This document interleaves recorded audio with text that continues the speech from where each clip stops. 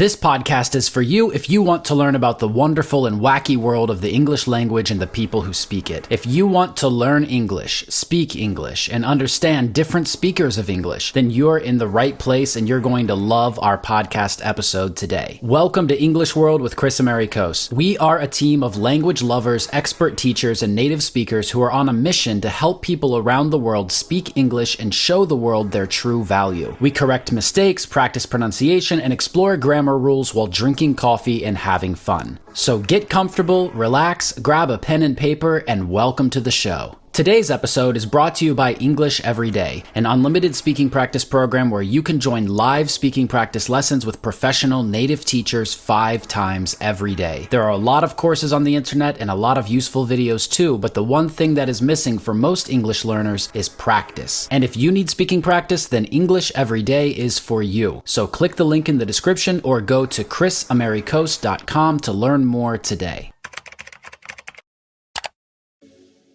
All right. So today we are here with David DJ Wells.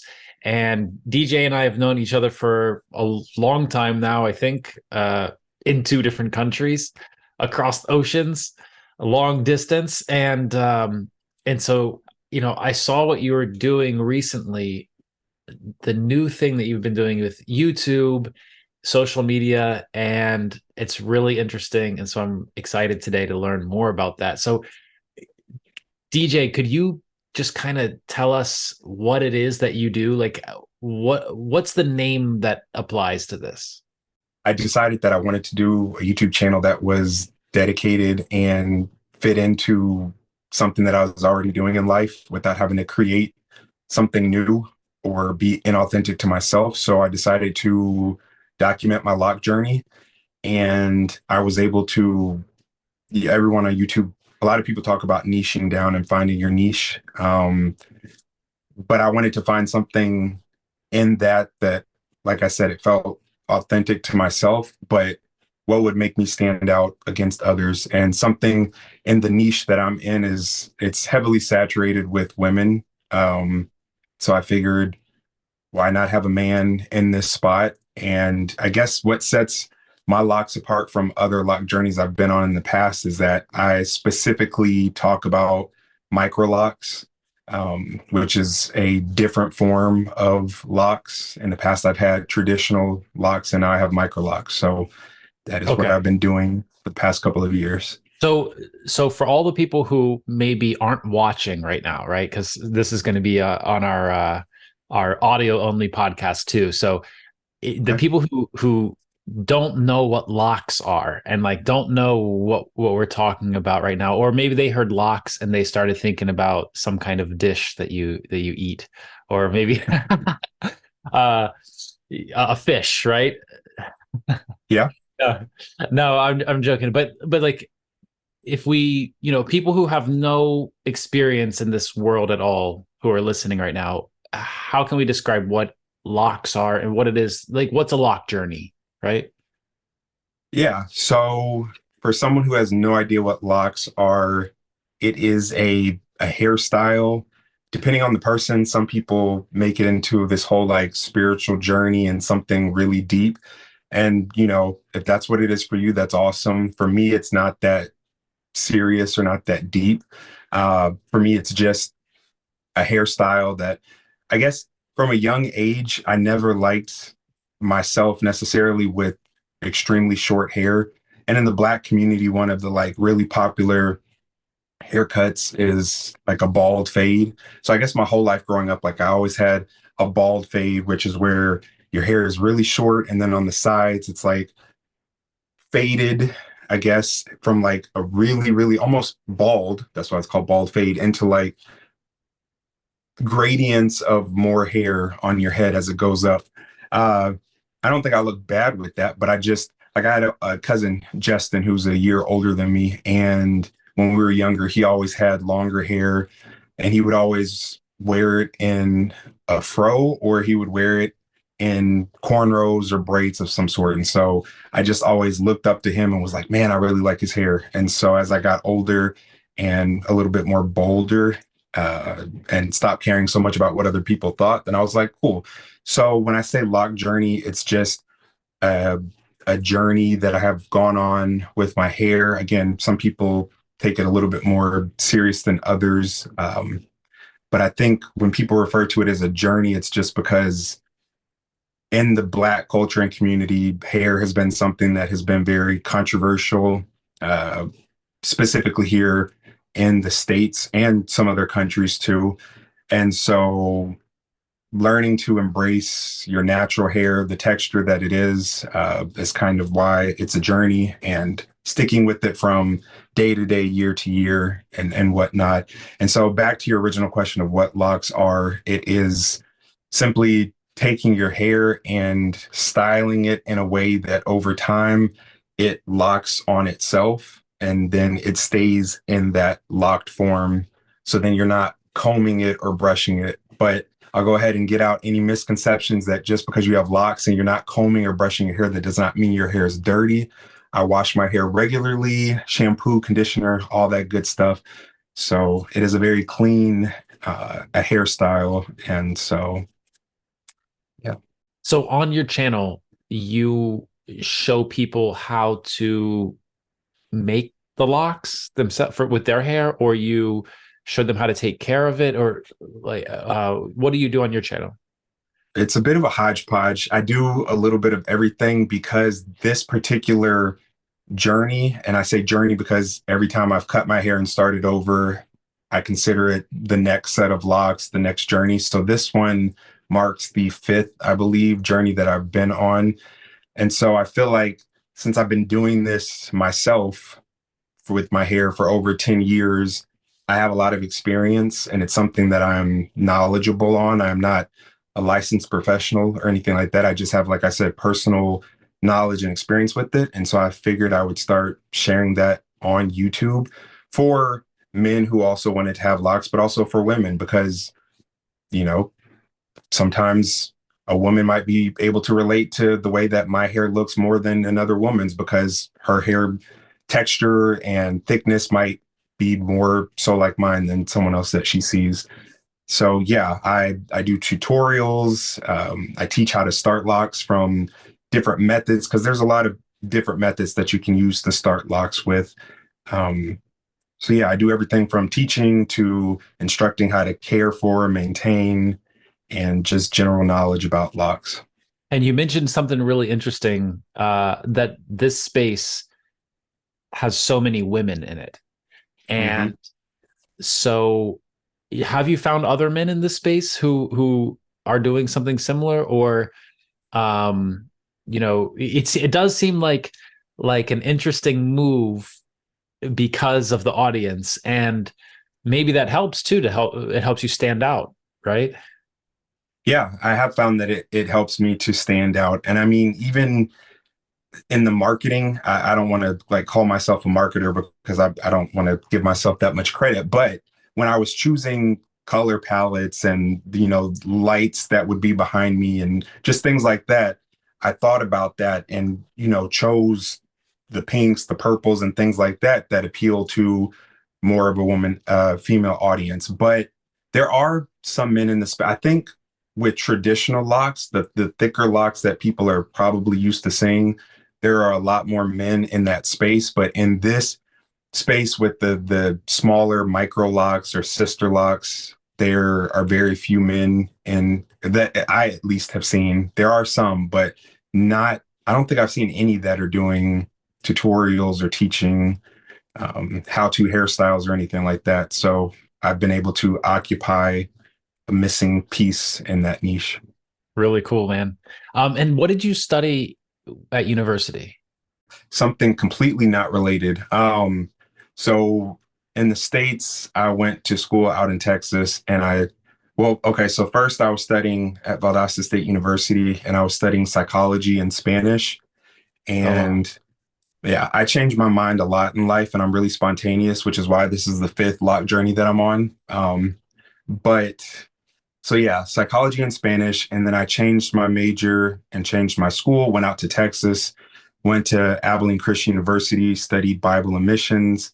And that's what I got my degree in, my undergrad.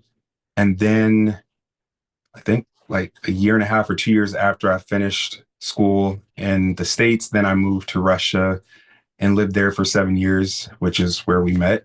And I was studying Russian linguistics there. And so I got certified in Russian language and linguistics. So there's really a lot under those locks. There literally is a lot. Yes.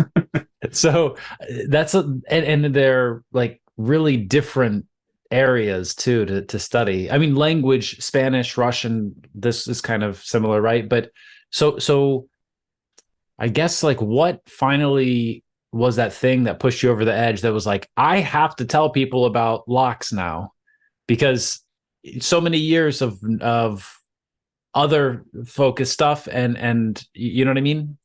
Yeah. Like I have gone back and forth with the idea of being a content creator for several years now. And I've had friends who have been like, you should just do it.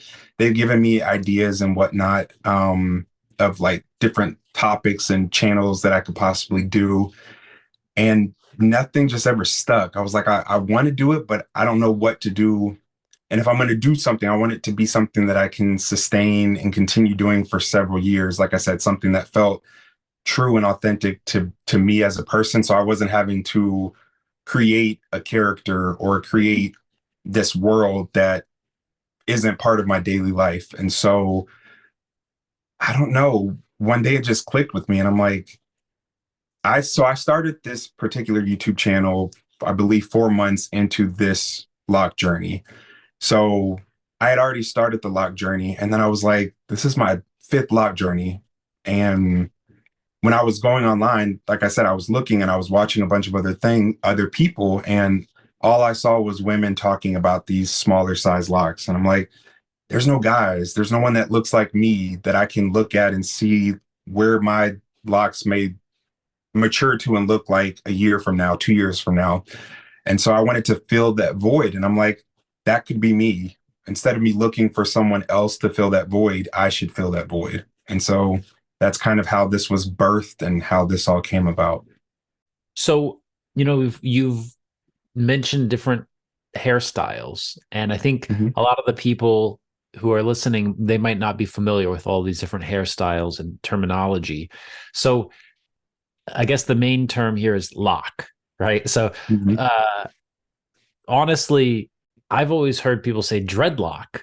I thought it was dreadlock. And so who would use the term lock and who would use dreadlock? Or, you know, most of the people who are listening and watching are people who are learning English. They might be in another country, not so familiar with US culture. That's why they might know what a dreadlock is, right? And is there a difference between dreadlock and lock? And I've also heard some people say dreads.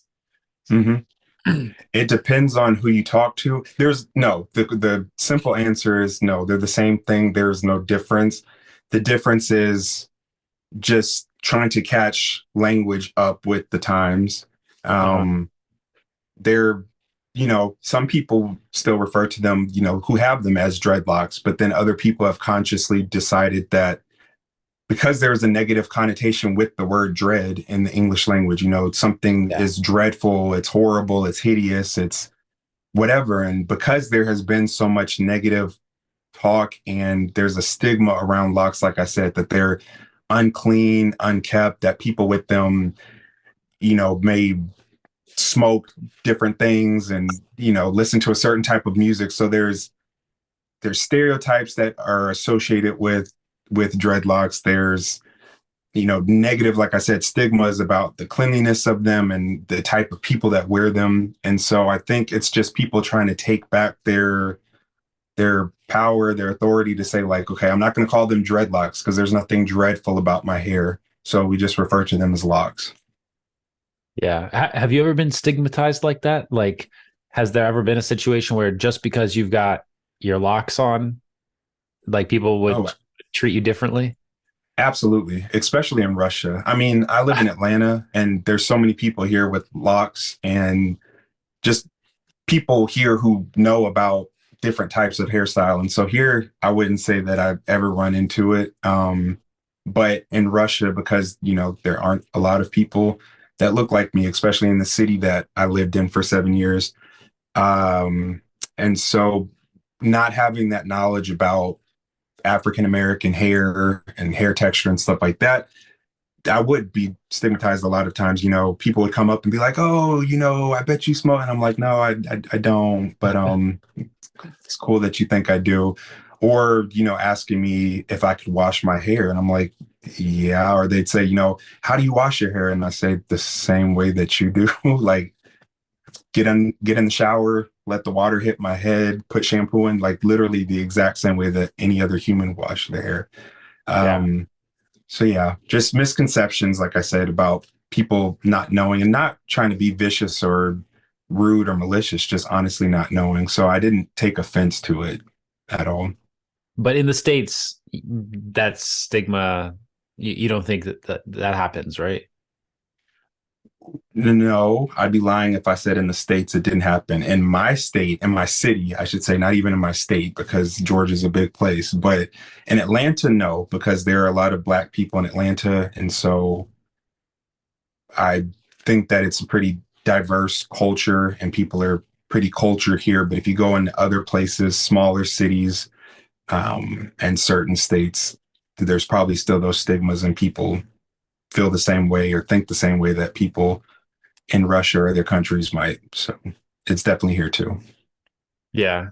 And I'm wondering also about like professional situations, like corporate America, like Hmm. do they look at locks differently? Like people, do you have to have a certain hairstyle to work in a certain place, I guess or does it make it more Yeah, difficult to get a job? absolutely. Which is why, and now that I'm on the spot, I don't know what year it was passed, but I want to say within the last year or two that the Crown Act was passed. I don't think it's in all 50 states. I'll have to go back and look, but in a lot of states where you cannot discriminate against a person based on their natural hair. I mean, if they've got some crazy mohawk that they put a bunch of gel in and made it spiky, so if they hit somebody with their hair, they're going to impale them, then that's one thing. But if it's just your natural hair growing out of your scalp, people are not supposed to be able to discriminate against you for uh, work positions, for school education or anything like that. Although it still does happen. I mean, you hear stories. I just heard a story, I think a couple of weeks ago, about a wrestler who wasn't allowed to compete because of his locks. And he was told that he had to cut his locks off if he wanted to compete in the wrestling match. And then another one that was expelled, or not expelled, but suspended from school because of his locks. So there is still that.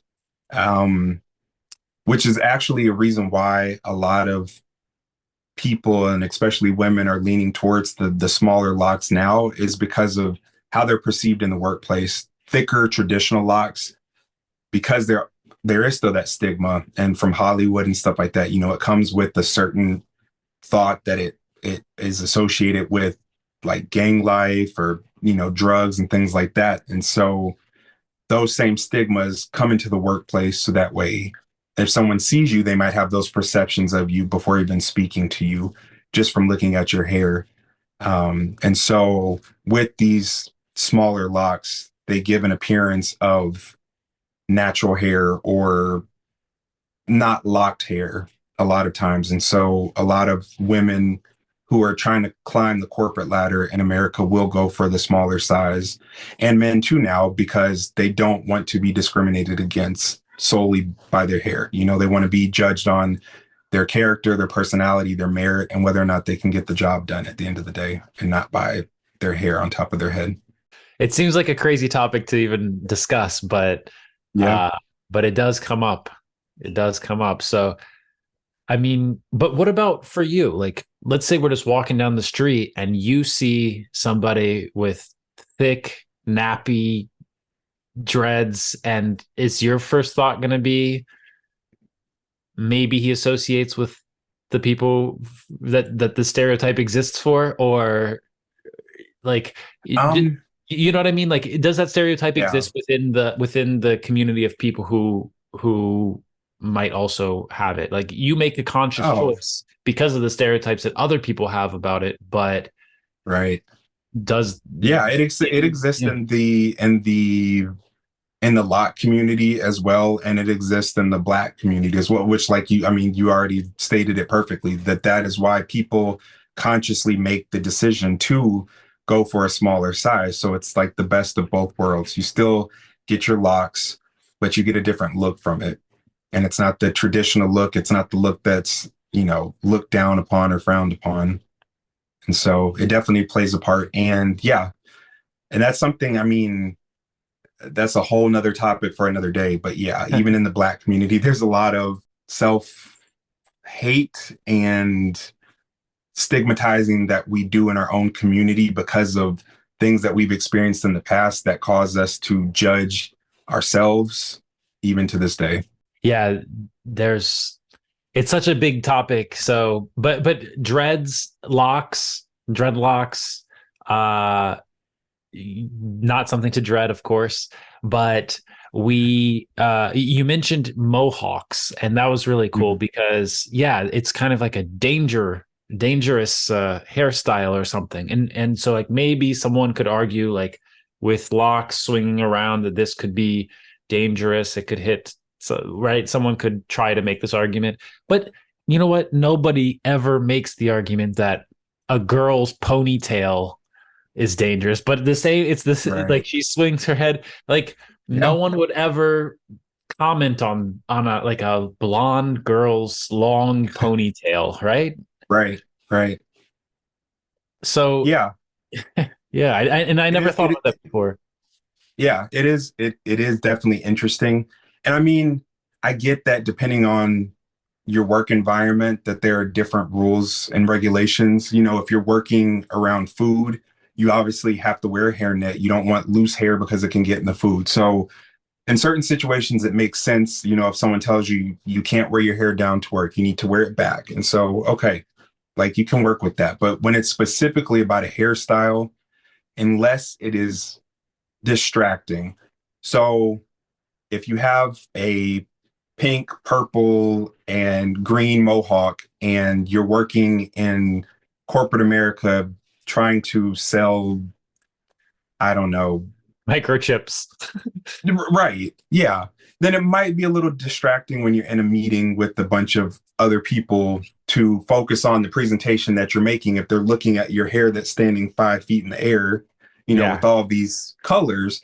So in that instance, I can totally understand it. But again, if people are keeping their hair well manicured and clean, then I don't think that locks should be something that is in that same category as a mohawk or something else that's causing distraction. I guess if the locks were multicolored and were like waist length, Which is then possible. then Yeah. it might be more distracting. Equally But distracting. Yeah,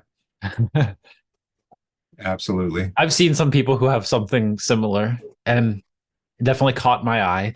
But you know, I but and I've seen the Mohawks too. Those are definitely more distracting, I think. But okay, let's go on to some other hairstyles that I think have also been mentioned. Like you mentioned the fro or the Hmm. afro, right? Hmm. What is like for people who don't really know what it is, how do we describe this different from locks? Right. Fros or afros are typically associated with Black people, but I mean, there's white people who have very curly, kinky hair too, and so they're able to achieve a fro. But it's just when your hair is extremely coily and kinky, and as it grows, instead of it growing down, it grows up and out, and so you end up with a ball almost of hair, or yeah, it's the form that it takes on as it grows out. And so it's just your loose hair, but because it's kinky and coily, it grows up and out instead of down. And it can also be styled that way, right? Like with a Sure. pick. With the Like pick, yeah. have you ever tried that? Have you ever done that? Or that's not your hair I type? Or It is because my hair, as it grows out, it is very kinky and coily. So my hair up until it gets to a certain length, because I mean, gravity is going to take into effect at some point anyway. So, you know, your hair is only going to get so big before it starts weighing down. But yeah, as when my hair is shorter, as it grows out, it would naturally grow out like that. And then you style it with the pick. I personally don't like the way that I look with the fro. But I've seen other people that I'm like, I really love that look on them. So I don't personally choose to rock a fro, but I like them on other people. Let's see. Another one is cornrows, and Mhm. and a lot of times people, like, even I probably, if I see them, I won't be able to tell you the difference between cornrows and like other kinds of braids. Mhm. Uh, what? How do you describe cornrows? So cornrows, again, I probably should look on the internet before going and putting something out into the universe, but I'm going Oh to no, if anyway, you so y'all don't, can fact check me. I mean, you're the locks guy. So if cornrows isn't where we need to go, then No, no, no. I can go there. I'm just gonna say I'm gonna say what disclaimer. I say, and if it's not true, somebody can fact check me later. But I think the reason that it was given the name cornrows is because if you look at a cornfield, you have these like perfectly symmetrical rows of corn, and so that's what you do with your hair. So the difference between cornrows and then braids is that a braid would be like an individual thing. So, you know, you have a section of hair that you braid down and you've got that individual section of hair. Whereas with cornrows, they go flesh to the scalp. And I mean, they don't have to necessarily go back in straight lines. People get really creative and do designs with them. But you have these parts, you part your hair going back or however you want to style it. And they're just very clean rows or lines of braids that are braided down to your scalp. Hmm. Have you ever tried that? I have, but I'm really tender-headed, so it doesn't work well for me. I end up having to take a lot of headache medicine afterwards.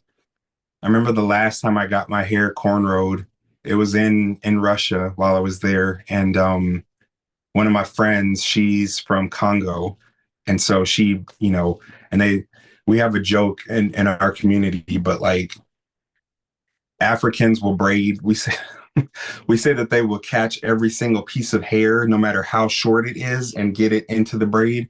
And they can even braid the ancestors in there because that's how like and it's oh gosh, yeah. She braided every single hair that I had on my head and it was so tight and it looked amazing. Like every single time that she did it, it looked amazing. But I couldn't sleep at night because it hurt so bad. And that's not everybody's case. Like if you're not tender-headed, then you know you're good to go. But I just can't. Cornrows, they hurt my scalp. And I end up having to take like 3 ibuprofen. It's not worth it then. It is so not worth it. And then I end up having to take it out the next day because I didn't sleep the night before. So yeah, it wasn't worth it. So another hairstyle that I've heard mentioned a lot in my lifetime, but never really understood what exactly it is the Mhm. weave. Man, we have a lot of hairstyles and things. So a weave is when you take, there's different like categories of weave, but a weave is when you take either synthetic hair or human hair, um, and you weave it into your own hair. So a lot of times women can get their hair cornrowed, you know, either in like a beehive, kind of where it goes in a circle around your head, or in braids back. And then you'll take these, like it's on a weft, I think it's called a weft, and then you know the hair is hanging from that. And so you have your cornrow, and then they will take a thread and needle and they'll actually weave this weft of hair into your hair. And so that's why it's called a weave. So there's like full weaves where your actual hair is completely covered. There's partial weaves where part of your hair is covered and then part of your hair is out. And so it just, yeah, there's a lot of different types of weaves. That's so cool because I've never like come into contact personally with that ever. Uh like you can see my hair, so it's not situated for any kind of No, it's not ready for a weave quite yet. yeah. So another one that I like had never heard before, but found today, preparing to chat today, is Mhm. Bantu knots. Okay. Have you heard of this? I have, and I did them once for my channel just as a tutorial to show people how to do them. Um, Bantu, again, I'm not the person to come to for like the actual historical facts, but there's a historic, I don't know if it's a tribe, but it comes from African culture, and it's literally just taking the hair and twisting it on top of itself so that you get this, like, it's not even a knot, but it's just the hair folded and twisted on top of itself. And so you do a bunch of them all over your head. And if you've ever seen The Matrix, Yeah. um, I think the second and third one, maybe the first one too, but Trinity, Jada Pinkett Smith, her character, so she's got the Bantu knot. So it's like the bunch of little like balls or twists that are on top of her head. It looks real unique. Like It, not I just no, don't see a lot of people wearing them. no, and honestly, I feel like the majority of people that do them now for YouTube or wherever do them for the style that you get afterwards. So you put these like tight twists in your hair. Maybe you wear them for a day or two, but then when you take it out, your hair is wavy and crinkly. So it's more for the Ah, like after look than it is for the initial look. I wouldn't have even thought about that. That's cool. Hmm.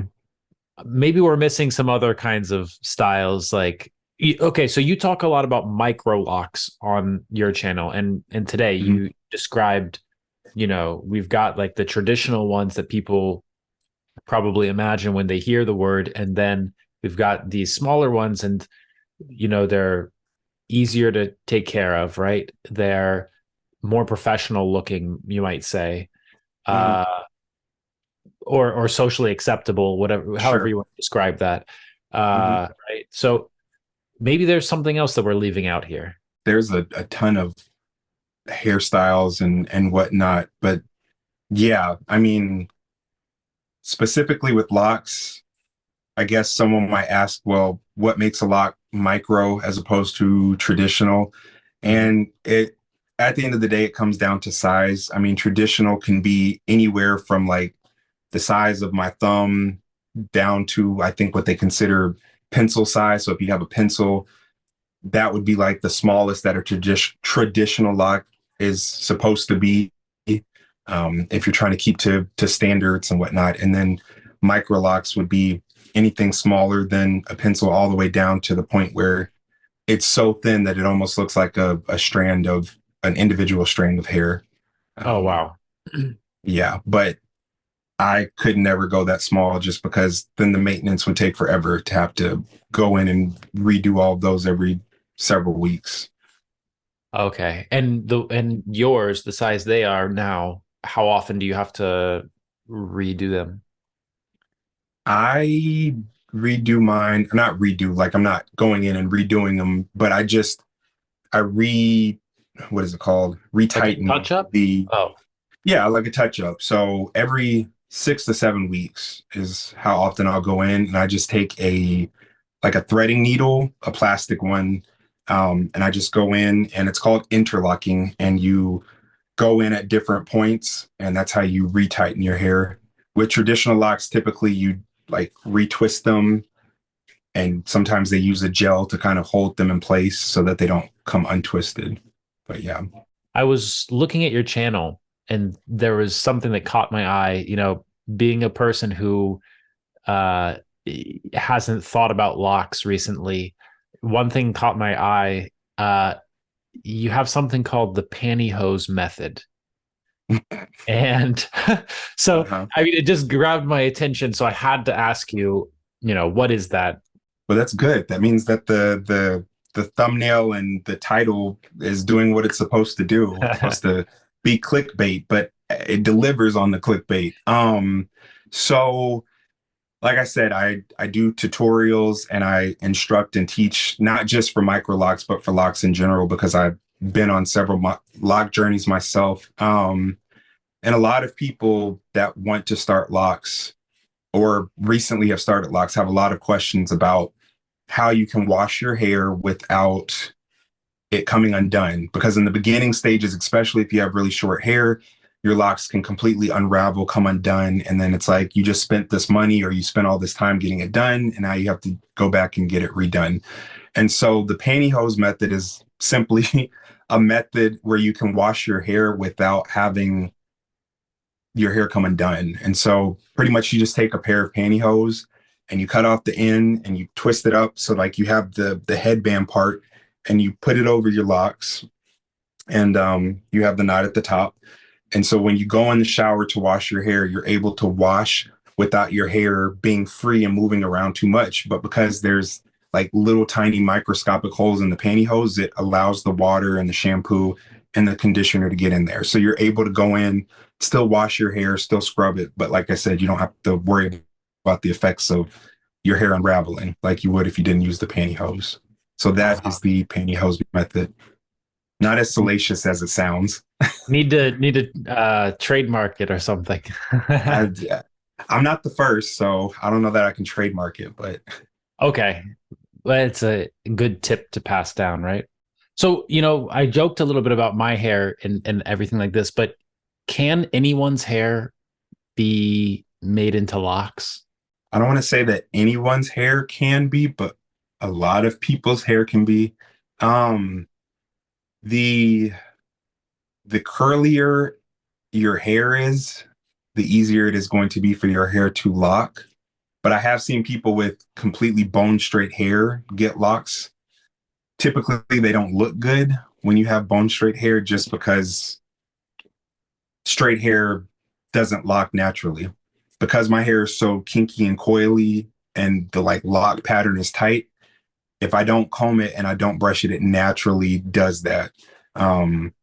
Bone straight hair doesn't naturally do that. It might get tangled and, get nappy, but it just doesn't lock that same way. But I have seen, like I said, people with bone straight hair get it. So it is possible. Typically, people that have really straight hair or less coily hair, they have to use some type of like substance in their hair to keep it, to hold it together so it doesn't just unravel and come undone, which is why they usually look pretty bad and unkept, and they actually do look dirty a lot of times. Just because the people that I've seen, they've used like honey and other sticky substances in their hair. And I just can't imagine that walking around with honey in your hair, especially like in springtime and summer with bees and whatnot, Right. running around. Like that's probably not a great idea or a great use of your honey. I prefer the honey to be like in tea or on a pancake or something. So yeah. Absolutely. I've seen different people who, you might not expect them to have locks, go for it and try to do it. Mhm. And all shapes, sizes, colors, planets, whatever, they've done this, but everyone knows where this style comes from, right?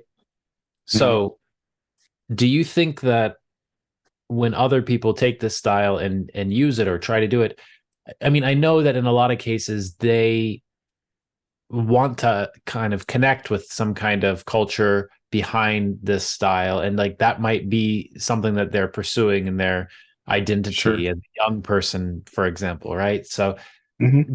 but is that cultural appropriation? I mean, this is a big discussion in the States, right? So, is Yeah. this cultural appropriation? I don't think it is. I can see where other people are coming from when they say that they feel like it's cultural appropriation. And maybe if your lock journey or your hair journey is a spiritual one for you and you feel like you're connecting to your heritage and your ancestry, then maybe I can see where you might take it a little bit more seriously. But I just look at it, I'm like, it's hair. We're lucky and fortunate enough if we can grow it, because there are some people who can't, whether they have, illnesses or just immune deficiencies where they can't. So I'm like, hair's hair. I don't know why people get so worked up about it. Unless somebody's doing it for like a Halloween costume or something, just one time, just to make fun of a culture, I would see that as being rude and disrespectful and appropriating. But like you said, if they're doing it because they're wanting to connect to a culture, they really like the style, enjoy the style, I don't see a problem with it.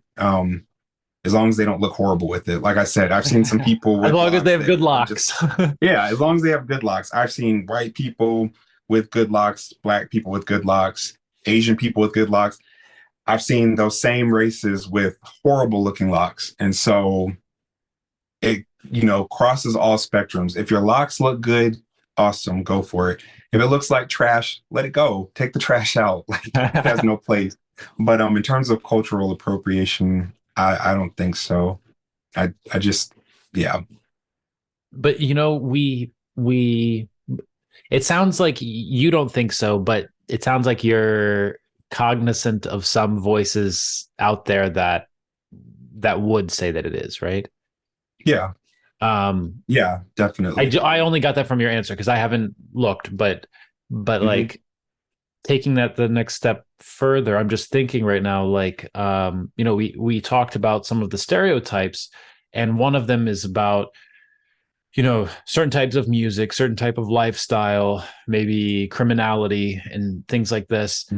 And so there are people who, for example, love reggae music, and they might associate locks with this music and then go in that direction. So is it, even if it's not like a negative cultural appropriation thing, they're kind of making this decision based on this stereotype, like compounding the problem maybe in a way, or are we diving too deep? Is it, like you said before, it's just hair, right? So well, and that's why I leave space that in which you picked up on for people who, for them, it is a big deal. For me personally, it's not. And I don't want to invalidate anybody who does feel like it is a big deal. I'm just not going to give space or energy in my life to be like worked up about someone's hairstyle. I don't give space and energy to be worked up about someone, one, who I don't know personally, two, who isn't affecting my bank account. And, it's like, if you're not in my space and you're not negatively affecting me, then, and you're not harming other people, like, do what you want to do. Yeah. And that applies to hair too. So but like I said, I do leave space, whether I agree with it or not, and understanding for people who do take it a little bit more seriously and may find it offensive, but I don't. What about locks? Are they popular in other countries too? I mean, because I kind of feel like it's really big here in the States, of course, but I mean, going on stereotypes again, I would imagine that Jamaica, it's popular there too. I've met a lot of Jamaicans, well, with and without, but I don't know about the percentages, but is this like an American phenomenon or not? No, because it honestly, locks was happening way before anybody in America was rocking them, like countries like Jamaica and other places. And so I think just because we live in the States and we see people here more often, that we're more attuned to what's happening here. But no, I definitely think it's popular in other countries as well. And even in countries where maybe the population of people who would wear locks, like in Russia, there aren't that many Black people in Yekaterinburg, for example. But typically the people that are there are typically either refugees or people that are coming to study, international students. And more I'm seeing, at least, that the Black students and the Black refugees that come, they will have locks. And I think that's more like a survival thing, more so than, like you get this cool hairstyle, but it's also the reason that I started my locks before I moved to Russia was because I knew that there aren't a lot of Black people in Russia, which means that the grocery stores, the hair stores, the beauty supply stores aren't going to cater to people that look like me and that have hair like me and that need certain products. I can go to almost any store 5 minutes away from my house here and get products that are catered to my hair type and my skin type and things like that because it's so common here. But in Russia, there isn't that. I knew I wasn't going to be able to find products. I know I wasn't going to be able to find someone who could cut my hair in a bald fade the way that it's cut here in the States, or, you know, do cornrows the way that I would want them done necessarily. And so I was like consciously making a decision that before I move to Russia, I want to have a hairstyle that I can do myself, that I can maintain myself.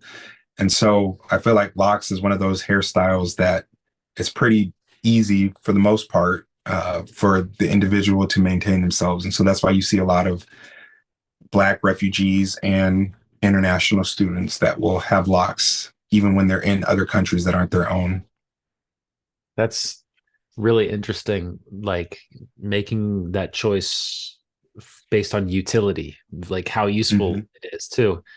And I can share that, like, I had to make a similar decision. I never really thought about it as something relevant before, but yeah, like my hair, I just kept it short and just kept keeping it short, cutting it short, just because it was easy, just because I could take the razor and cut it myself, and I didn't have to go to the barber or someone to cut it. And that was really like the whole reasoning behind the hairstyle. And so, like, if anyone would ever ask me to explain more, like, you know, it's kind of like a whole different spectrum here, but, you know, with short hair, sometimes people would come up to me like right after I had cut it and say like, oh, you're some kind of skinhead or something, like because your hair's short. And so like now after our discussion today, I'm just kind of connecting the dots, and I'm like, oh, I've had like some kind of hair journey too, and I've you didn't even realize it. Hearing you describe it really like opened up these memories of that for me. But it's so cool because like this topic is totally new information for me. Like everything that we're talking about today, I didn't even know where we were going to go with this. So one last question. It's kind of personal, so don't take offense, I hope. How do you get your teeth so white? Because it's every picture on or every cover on YouTube, I'm just like, you use some kind of special thing, right? I wish I had a cool story, and I wish I could make a whole YouTube channel about how to get teeth, but I don't. I think it's just genes. Everyone in my family has white teeth, so there's no cool story there. Okay. Nothing special. I brush twice a day and try to floss every day, but I don't most days. So yeah. All right, man. Well, thank you so much, man. It was fun talking, and tell everybody where they can find you. Yeah. So obviously I'm on YouTube at David J's Way, and pretty much that's my handle everywhere. TikTok, Instagram. I think that's all. I mean, I'm on Facebook too, but I don't know if people really use that. I just post up there just to have it there. But yeah, so David J's Way on Instagram, TikTok, and YouTube. Awesome. And we'll put all the links under the video, under the podcast episode. DJ, thank you so much, man. It was great talking. Yeah. And thanks for having me. Thank you, everybody who's watching. See you next time. Thank you for tuning in to English World with Chris Americos. Now it's your turn. Don't just listen to English, speak English with us every day. Join our English Everyday speaking program today. See you in the next episode. Bye-bye.